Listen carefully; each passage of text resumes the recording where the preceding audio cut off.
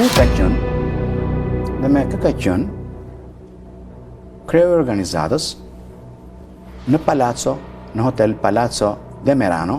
I zëvendës kryeministri Arben Ahmetaj ka akuzuar ashpër qeverinë dhe SPAK-un duke cilësuar lajmin për një kërkesë të re ekstradimi si një manovër politike për të mbuluar skandalet që sipas tij po shpërthejnë në Tiranë. Në një lidhje telefonike ai deklaroi se dokumenti vetëm për ekstradimin e tij daton nga 18 gushti 2023 dhe çdo pretendim për një kërkesë të re është i rrem.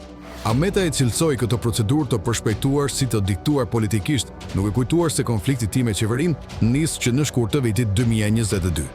Ai shtoi mëtej duke pretenduar se ishte objekti një plani për eliminimin fizik, po ky që e lidh me veprimet urgjente të SPAK-ut. Sipas tij, institucioni ka kërkuar me shpejtësi të pazakontë ndaj tij, ndërsa në raste të tjera ka kërkuar vonesa të mëdha, që sipas Ahmetajt tregon standarde të rëfishta në drejtësi.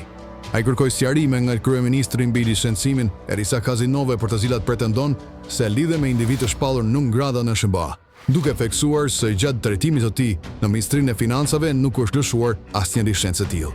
Ahmetaj akuzoi gjithashtu SPAK-un se po ndjek një qasje selektive duke goditur familjen e tij, ndërsa sipas tij nuk heton rrjetet kriminale që postojnë para në vend. Ai soli në shtrembujtje debate për koston e tunelit të Llogaras, duke pretenduar se projekti është fryrë artificialisht me 10 miliona euro, ashtu siç edhe incineratori i Tiranës. Sipas tij, qeveria nuk ka dhënë shpjegime të qarta për diferencime të mëdha financiare.